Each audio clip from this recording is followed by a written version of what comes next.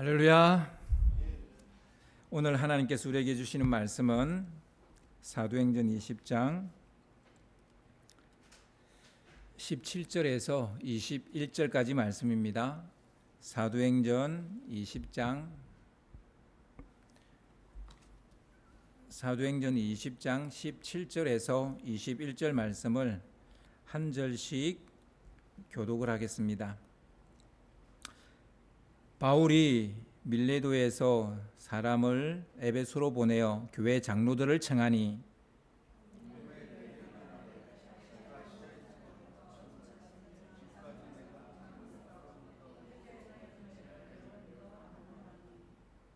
곧 모든 겸손과 눈물이며 유대인의 관계로 말미암아 당한 시험을 참고 주를 섬긴 것과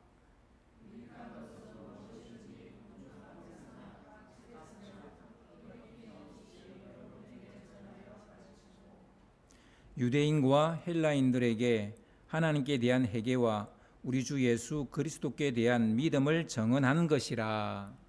아멘. 잔소리의 쓸모라는 제목으로 같이 말씀을 나누겠습니다.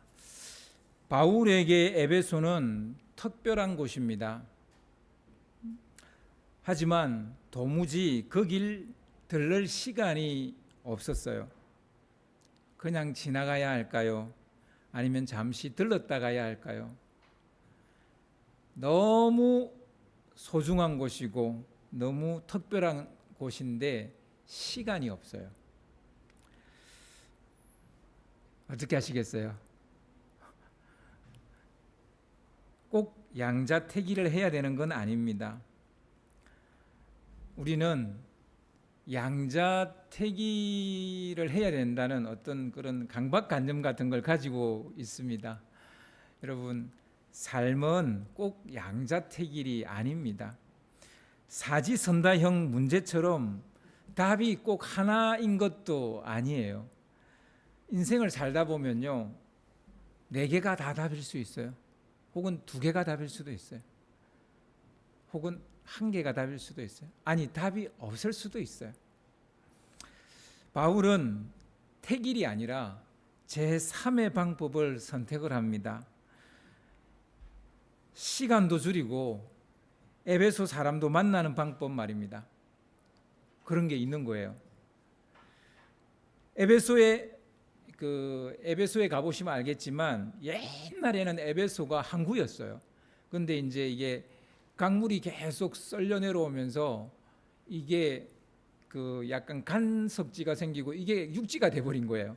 그래서 외항이라는 게 생기게 되는데, 그러니까 에베소라는 도시는 워낙 크고 이 밀레도는 작은 항구 도시인데 에베소로 가려면 이 밀레도를 거쳐서 이렇게 이제 들어가게 되는 거예요. 이 외항인 밀레도에서 이제 배를 타고 이동하니까 밀레도에서 미리 사람을 보내게 해서 에베소 장로들을 오라 해서 거기에서 만난 거예요. 이는 시간도 벌고 에베소 교회 지도자들도 만나는 일석이조의 방식인 거죠. 살다 보면요, 좋은 방법이 꼭 하나만 있는 것도 아니고 하나를 선택했는데 결과가 좋은 게 2개일 수도 있고 3개일 수도 있어요. 이제 그런 거죠. 바울이 에베소를 그냥 지나쳐 간다는 것은 어미가 배고파 오는 아기에게 젖을 물리지 않는 거하고 똑같은 거예요. 바울한테는 이 에베소가 그만큼 특별한 거고 자기가 믿음으로 난 자식들과 같은 곳입니다. 여러분, 시간과 애정은 비례 관계인 것 같아요.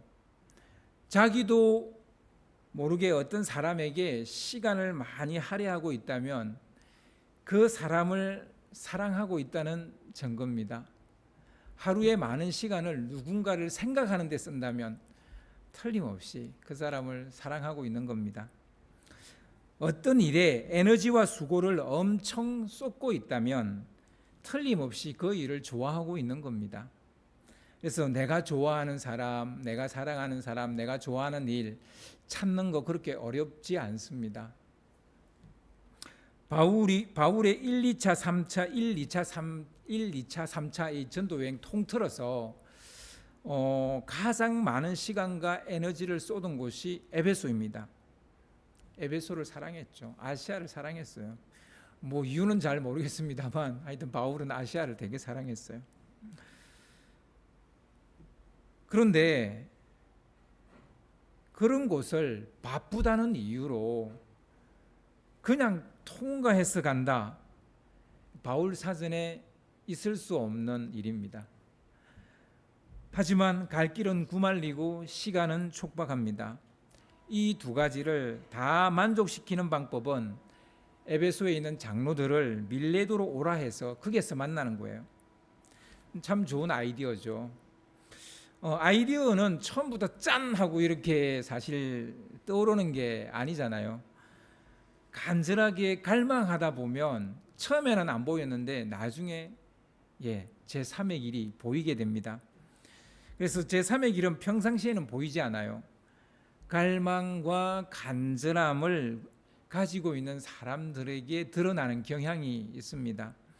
그래서요, 일단은 가는 겁니다. 일단은 시도하는 겁니다. 그러다 보면 생각지 못한 제3의 길을 만나게 되는 거죠. 명절이 되면요, 원치 않는 갈등에 우리가 노출될 수밖에 없습니다. 종교나 신앙이 달라서, 그러니까 가족끼리 모였는데, 친지끼리 모였는데 종교와 신앙이 달라서, 혹은 생각이나 성격이 달라서 만나기가 거북스러운 그런 가족도 있고 친지도 있고 사람도 있죠. 가야 하나 말아야 하나, 인사드려야 하나 말아야 하나, 관심을 보여야 하나 입을 꾹 다물고 있어야 되나. 오랜만에 이제 자녀 왔는데 잔소리를 해야 되나 말아야 하나. 너무 미리 걱정하지 마시기 바랍니다. 성령께서 할 말을 주십니다. 그냥 일단 가서 만나세요. 생각지 못한 제3의 길이 있을 수 있는 겁니다. 에베소 장로들은 바울이 호출을 하니까 5분 대기조처럼요, 신속하게 밀레도로 한달음에 달려옵니다. 몇 명인지는 모르겠습니다.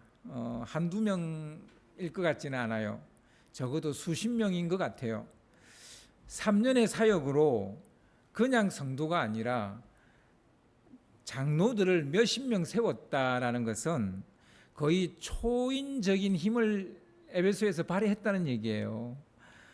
거의 모든 것을 쏟아 부었다는 얘기예요. 그래서 뭐 정확한 숫자는 모르겠습니다만 몇십 명의 장로들이 왔고요. 에베소 교회는 나중에 이렇게 교회 건물이 세워진 것이지 많은 소그룹으로 이렇게 예배를 드렸을 거예요. 그 소그룹의 모임 리더가 아마 장로들이었을 겁니다. 그러니까 여러 소그룹이 있었다는 얘기고 그 소그룹의 인도자들, 그 장로들을 밀레도로 오라 한 것 같아요. 아무튼 이게 바울이 이 영적으로 낳은 자녀들이고 또 바울이 세운 리더들이기도 하죠. 그들이 밀레도에 왔을 때 바울은 그들에게 이제 고별 설교를 합니다. 마지막이니까 무슨 대단한 목회 비결을 전수할 것 같죠. 그건 우리 생각이고요. 바울은 무슨 새로운 가르침을 주려고 그들을 부른 게 아니에요. 오늘 본문 18절을 한번 좀 띄워주시기 바랍니다. 오늘 본문 18절을 보시면 오매 그들에게 말하되 아시아에 들어온 첫날부터 지금까지 내가 항상 여러분 가운데에서 어떻게 행하였는지를 여러분도 아는 바니. 여기서 우리가 눈여겨보아야 할 말은 여러분도 아는 바니, 그러니까 여러분도 아는 바를 내가 지금 좀 이야기하려고 한다, 이런 얘기예요. 바울이 에베소 장로들을 부른 것은 뭔가 새로운 것을 가르치기 위함이 아니라는 거예요. 아직 배우지 못한 무슨 진리나 목회의 어떤 비법이 있는 게 아닌 거예요. 이미 다 알고 있는 얘기를 하겠다는 겁니다. 다 아는 얘기를 할 때 우리는 그걸 잔소리라 그래요. 아는 얘기, 또 그 얘기야? 이게 이제 잔소리인 거죠. 처음 듣는 얘기를 우리는 잔소리라고 하지 않습니다. 바울은 지금 내가 너희들에게 잔소리를 좀 하려고 한다, 이런 얘기예요. 잔소리라는 말만 들어도 거북하고 짜증 팍 나죠. 그렇지 않습니까? 특히 막 하려 하는데 하라고 할 때, 지금 막 일어나려고 하는데 일어나라고 할 때, 지금 막 공부하려고 하는데 공부하라고 할 때, 신나게 게임하다가 이제 막 잠을 자려고 하는데 게임하지 말라고 할 때, 자라고 할 때, 이럴 때 이 다 잔소리로 들리죠. 그러나 잔소리도 맥락에 따라 달리 들린다는 사실을 여러분 아세요? 잔소리도 맥락에 따라 달리 들려요. 잔소리가 다 잔소리는 아닙니다. 특별히 이별 앞에서 하는 잔소리는 눈물나게 애틋한 말이 될 수 있어요. 더 이상 잔소리가 아닌 거예요. 그냥 애틋한 말인 거예요. 여러분 뭐 요즘은 워낙 해외 여행을 많이 하니까 뭐 이번 또 명절 기간에도 65만 명이 뭐 해외를 나간다는데, 아무튼 인천공항에서 옛날에 이제 자녀들이 뭐 공부한다, 유학 간다 그래서 멀리 떠나 보낼 때 있지 않습니까? 어떤 말 합니까? 공항에서 밥 잘 챙겨 먹고 도착하면 전화해. 늘 하는 소리잖아요. 늘 하는 소리니까 이게 뭐예요? 잔소리죠. 그런데 이상하게 공항에서 부모님이 하는 이 소리는 짜증이 나지 않아요. 도리어 그 소리에 눈물이 삥 도는 거죠. 눈물이 핑 도는 거죠. 밥 잘 먹고 도착하면 전화해. 그 별말 아니잖아요. 늘 하는 얘기잖아요. 근데 왜 극에서는 그 말이 그렇게 눈물 나게 합니까? 훈련소에 아들을 남겨놓고 돌아서서 나올 때 그때 하는 잔소리가 있잖아요. 몸 조심하고 훈련 받을 때 너무 나대지 마라. 하는 소리잖아요. 늘 하는 소리잖아요. 평소에 자주 듣던 얘기잖아요. 그런데 그게 잔소리로 들리지 않죠. 도리어 코끝이 찡 하면서 시큰하잖아요. 엄마가 걱정할까봐 저미어오는 감정을 억누르고 애써 웃어 보이며 엄마를 꼭 안아주잖아요. 걱정하지 말고 나 잘할게, 그렇게 얘기하잖아요. 분명히 잔소리였는데, 남편이 외국으로 출장 가면서 현관에서 하는 말이 있잖아요. 빨리 갔다 올게, 문단속 잘하고. 이게 여러분 잔소리로 들립니까? 잔소리로 안 들립니까? 대부분 우리 아내들 아싸 가오리 그러죠. 예, 결혼식 날 보통 이제 딸을 시집 보내는 부모님들, 그 딸을 이렇게 이제 결혼 행진할 때 같이 옆에 서서 딸을 이제 데리고 들어가잖아요. 뭐 딸을 데리고 들어가는 건지 딸이 아빠를 끌고 가는 건지 잘 모르겠습니다만, 아무튼 그때 딸들은 몰라요. 그죠? 그 아빠의 심정을 잘 모를 거죠. 잘 모르는 것 같아요. 웃어야 되는데 웃음이 안 나오는 거죠. 그때 보통 결혼식 때 이제 부모들이 혹은 결혼식 전에 뭐라 그래요? 잘 살아야 돼 그러잖아요. 잘 살아야 돼. 근데 평상시 하는 얘기잖아요. 좀 잘 좀 살아라. 잘 살아라. 근데 왜 그때는 그게 잔소리로 안 들릴까요? 예, 맥락이라는 게 있는 거예요. 어떤 맥락 속에는 그게 잔소리가 아닌 거죠. 바울은 다시 에베소에 오지 못할 것이라는 것을 생각하고 있었어요. 사도행전 20장 25절을 보시면요. 사도행전 20장 25절을 좀 띄워주십시오. 보라, 내가 여러분 중에 왕래하며 하나님의 나라를 전파하였으나 이제는 여러분이 다 내 얼굴을 다시 보지 못할 줄 아노라. 다시 볼 수 없을 거라는 걸 아는 순간, 그 바울도 그리고 그 장로님들도 다시 서로 볼 수 없을 거라는 걸 아는 순간 흔해 빠진 말도 새롭게 들리는 거예요. 귀에 못이 박히게 들은 말도 그날은 쏙 귀에 들어오는 거예요. 불쾌한 말도 아무렇지 않게 들리게 됩니다. 톡 쏘는 말도, 빈정거리는 말도 이상하게 진실하게 들리는 거예요. 오늘은 좀 매울지도 몰라라는 드라마가 있습니다. 왓챠라는 채널에서 방영한 드라마인데 저도 사실은 보지는 못했어요. 근데 이제 간간히 뜨는 그 쇼츠 영상으로 대충 제가 내용을 파악을 했습니다. 그 드라마에 한석규와 김서영이라는 두 배우가 부부로 나옵니다.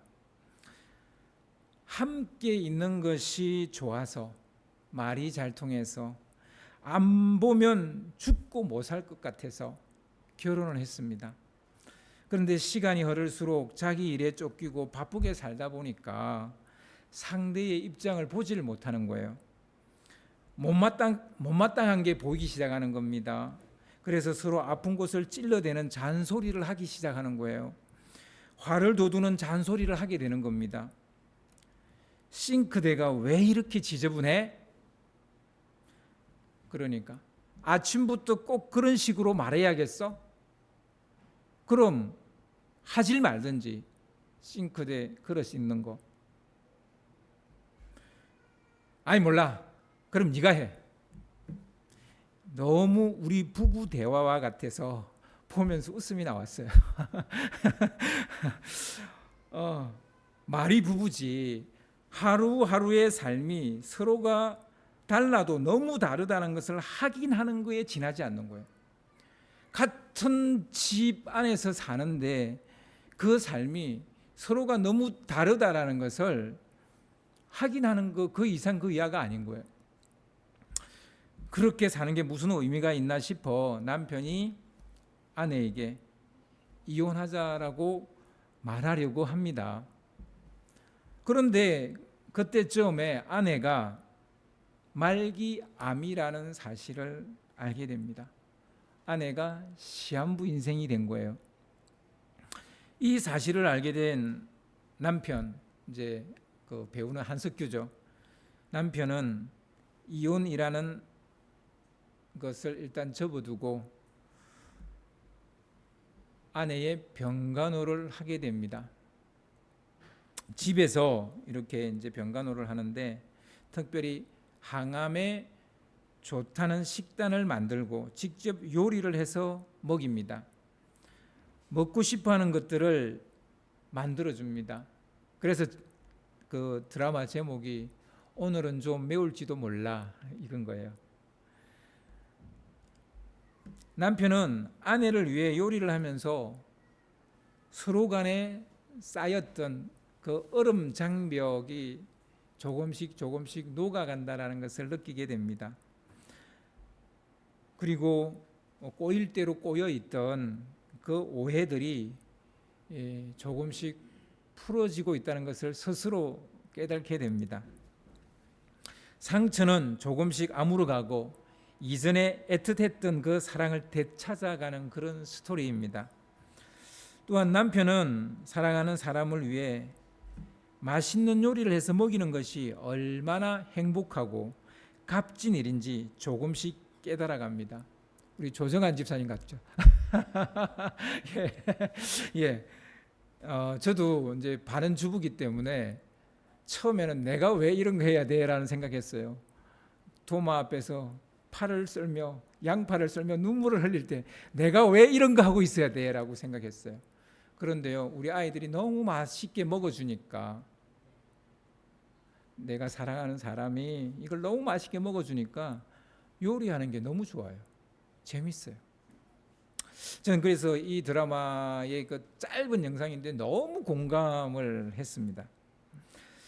이제 서로 볼 수 있는 날이 얼마 남지 않았다고 생각하니까 상대에 대한 생각과 마음이 바뀌는 걸 볼 수 있습니다. 잔소리도 곱게 들리는 거예요.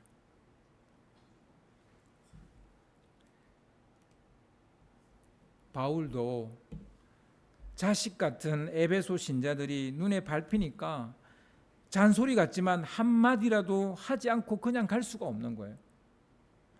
에베소 장로들도 다시는 영적 아비인 바울을 볼 수 없다고 생각하니까 바울의 잔소리가 잔소리로 들리지 않는 거예요. 너무 애틋하게 들리는 거예요. 그래서 사도행전 20장 37절 38절을 보면요, 그들의 심정을 알 수 있어요. 사도행전 20장 37절 38절을 좀 띄워주시기 바랍니다.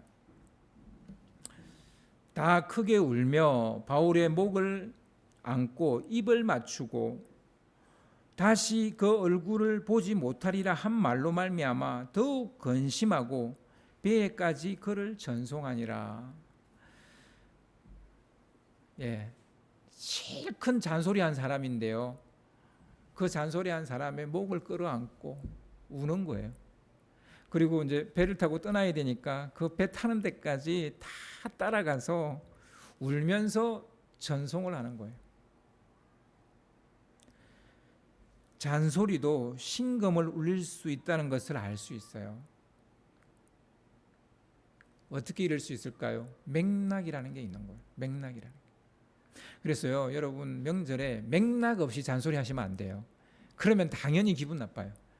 그러니까 맥락 안에서 하는 잔소리는 절대 잔소리가 되지 않습니다. 우리가 무언가를 배워야 하는 이유는 두 가지입니다. 하나는 새로운 지식을 발견하기 위해서 배워야 돼요.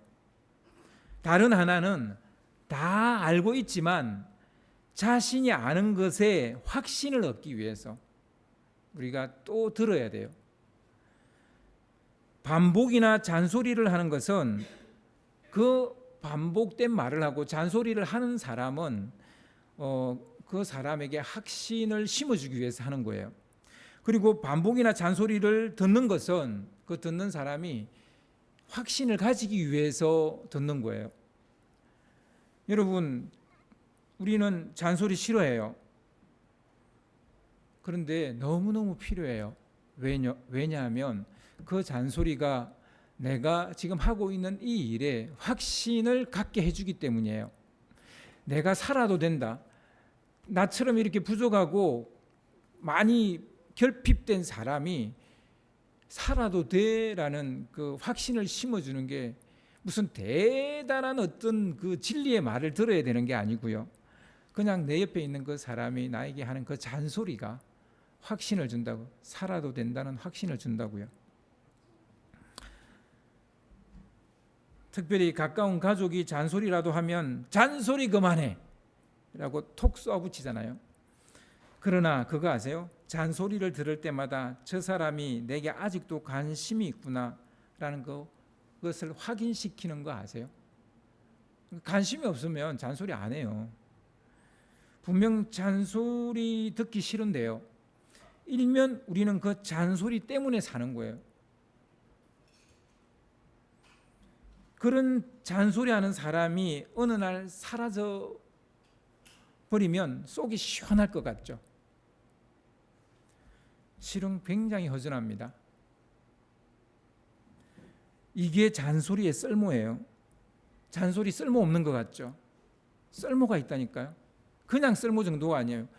굉장히 중요한 쓸모인 거예요. 우리 아이들은 밥만 먹고 자라는 거 아닙니다. 실은 부모의 잔소리를 먹고 자라는 거예요. 엄마 아빠의 잔소리가 자녀의 윤리와 도덕을 형성해 줄 뿐만 아니라 세계관과 가치관을 형성해 주고요. 그렇게 듣기 싫은데 그 잔소리 들으면서 내 세계관이, 내 가치관이, 나의 윤리와 도덕이 형성이 된다고요. 이거 하지 마라, 저거 해라, 일찍 일어나라, 고만 자라, 이런 다 잔소리들이 우리의 삶의 습관을 만들어준다고요. 그 잔소리가 자녀들의 삶의 태도를 형성합니다. 그 잔소리가 나를 나되게 만드는 거예요. 그리고 가장 중요한 것은 그 잔소리가 사랑의 끈 역할을 해준다는 거예요. 사랑의 끈 역할. 그래서 잔소리는 사랑이에요. 그리고 교육입니다. 잔소리를 통해 엄마 아빠의 사랑을 아이들이 확인을 하는 거예요. 참 이게 이율배반적인데 그래요. 엄마 잔소리 정말 듣기 싫거든요. 근데 그 잔소리를 듣는 순간 여전히 우리 엄마가 있구나. 내 옆에 우리 엄마가 있구나. 우리 아빠가 있구나. 이걸 알게 되는 거예요. 그래서 또 그 잔소리 할 행동을 해요. 일찍 일어나라는데 일찍 안 일어나요. 근데 그 일찍 일어나는 말을 해야 하루가 시작이 되는 거예요. 참 이상하죠. 잔소리하는 사람이 있다는 것에 우리는 감사해야 됩니다. 저는 이제 저희 어머님이 돌아가신 지가 한 11년, 12년 정도 돼 가는 것 같은데요. 꼭 전화하면 잔소리합니다. 저희 어머님이 목회에 대해서 알면 얼마나 알겠어요. 저보다 더 잘 알겠어요. 근데 꼭 어떻게 해라 어떻게 해라 이렇게 이야기하세요. 근데 어느 날부터 그 소리를 제가 듣지 못하는 거예요. 듣고 싶어요. 무척이나 듣고 싶어요. 근데 그 얘기를 하는 사람이 없는 거예요. 여러분, 잔소리하는 사람이 있다라는 거 감사해야 돼요. 남편요, 아내요, 맨날 잔소리 서로 하잖아요. 서로 피가 섞였습니까? 뭐가 섞였습니까? 남이잖아요. 그러니까 그 잔소리 더 듣기 싫은 거예요. 그런데요, 그 잔소리꾼이 사라지면요, 부부 중에 한 사람이 먼저 세상을 떠나면요, 많은 스트레스를 받는데 심리학자들은 인간이 겪는 스트레스 중에서 가장 큰 스트레스, 가장 큰 상실은 배우자의 상실입니다. 여러분, 그런 거예요. 사랑하는 사람이 아니라면 그 누가 나에게 잔소리 하겠습니까? 지금 침 튀기며 설교하는 이 박 목사가 여러분에게 잔소리하지 않는다면 전 여러분의 진정한 목사가 아닐 겁니다. 여러분 귀에 달콤한 얘기만 한다면 저는 여러분의 목사가 아닐 거예요. 그냥 남의 교회 목사. 그래서 부흥사들, 우리 이제 이게 거꾸로 됐죠. 담임 목사는 싫은 소리 못하고 부흥사가 와서 싫은 소리 하는, 그 교회 건강해요 안 해요? 절대로 건강 안 합니다. 여러분, 건강한 가정은 가까운 사람끼리 싫은 소리 하는 그 가족이 건강한 가족이에요. 다른 집 엄마가, 다른 집 아빠가 나한테 와서 싫은 소리 하면 그거 건강한 가족 아닌 거예요. 목사님의 설교가 나 들으라고 하는 소리로 들리시나요? 여러분은 어떨지 모르겠는데 저는 참 다행이에요. 얼마나 감사한 일인지 몰라요. 여러분, 담임 목사님이 하는 설교가 나 들으라고 하는 설교가 돼야지, 남의 교회 성도나 혹은 내 옆에 앉아있는 성도 들으라고 하는 설교면 끔찍한 일 아닙니까? 오늘 본문 19절 21절 말씀은 이런 거예요. 두말하면 잔소리, 두말하면 잔소리, 그런 내용이에요. 한번 볼까요? 오늘 본문 19절에서 21절 말씀을 좀 띄워주시기 바랍니다. 곧 모든 겸손과 눈물이며 유대인의 관계로 말미암아 당한 시험을 참고 주를 섬긴 것과 유익한 것은 무엇이든지 공중 앞에서나 각 집에서나 꺼리낌 없이 여러분에게 전하여 가르치고 유대인과 헬라인들에게 하나님께 대한 회개와 우리 주 예수 그리스도에 대한 믿음을 증언한 것이라. 이게 지금 바울이 처음으로 한 얘기예요. 이미 아는 내용이니까 더 말할 필요가 없는 얘기예요. 바울이 유대인들의 관계 때문에 얼마나 낮아져야 했는지, 그리고 얼마나 울면서 눈물로 사역했는지 그 장로들이 알아요, 몰라요? 다 알아요. 에베소 장로들이 익히 다 아는 내용입니다. 그런데 그걸 지금 바울이 주저리 이야기하고 있는 거예요. 굳이 이런 얘기하지 않아도 됩니다. 이건 그냥 두말하면 잔소리인 거예요. 다 아는 얘기인데 뭘 또 해? 이런 얘기예요. 바울이 에베소 신자들에게 유익이 된다면 공중 앞에서나 각 집에서나 혼신의 힘을 다해서 가르쳤다는 거예요. 에베소 장로들은 바울의 그 대단한 열정을 그 누구보다 잘 압니다. 이걸 모르는 에베소 크리스찬이 있다면 그 사람은 간첩일 겁니다. 바울은 유대인이나 헬라인이나 가리지 않고 회개를 가르쳤고요. 예수 그리스도를 믿으라고 권했어요. 비가 오나 눈이 오나 바람이 부나 늘 이 이야기를 가르쳤어요. 굳이 이런 얘기하지 않아도 다 압니다. 에베소 신자라면 다 알아요. 이런 얘기를 우리는 두말하면 잔소리라고 그래요. 두말하면 잔소리죠. 두말하면 잔소리인데 왜 해요? 이런 얘기죠. 그럼에도 불구하고 바울은 처음부터 이런 잔소리를 마구 해대는 거예요. 왜 그래요? 왜? 그리스도인이라면, 교회의 직분자들이라면 나처럼 살아야 한다는 확신을 심어주기 위함이에요. 이것이 잔소리의 쓸모입니다.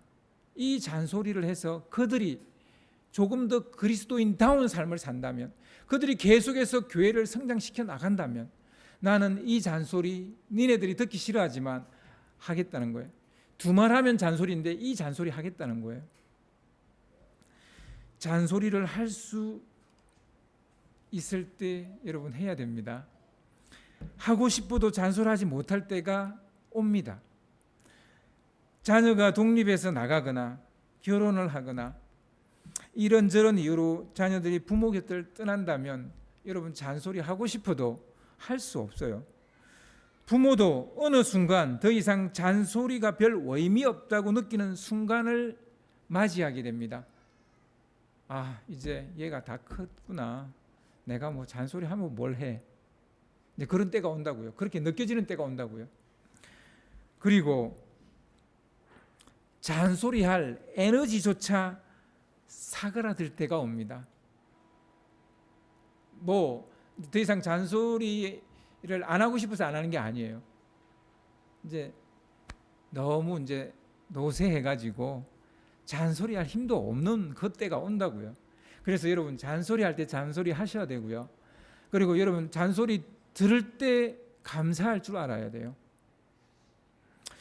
아직까지 잔소리하고 있다면 너무 날카롭게는 하지 마세요. 사랑이라는 시럽을 뿌려서 해보세요. 훨씬 부드럽고 달콤한 잔소리가 될 겁니다. 혹 아직도 잔소리를 듣고 있다면 너무 짜증내거나 노여워하지 마세요. 그 잔소리가 내 삶에 작은 자극과 맛을 더하는 토핑을 뿌려주는 것과 같을 겁니다. 그래서 약간 토핑 뿌리듯이 그렇게 토핑 올려져 있는 것 같은 느낌으로 그 잔소리를 들으세요. 훨씬 맛깔나는 삶이 되고 살맛이 날 겁니다. 여러분, 우리를 행복하게 하는 새로운 지식의 발견 우리를 행복하게 하는 거 아닙니다.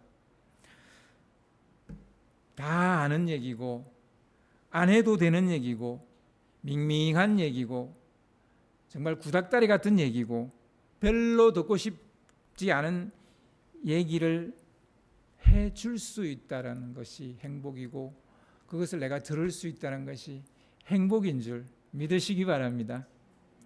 가족과 행복하고 따뜻한 추석 명절을 보내는 여러분 되시기를 주님의 이름으로 축복합니다.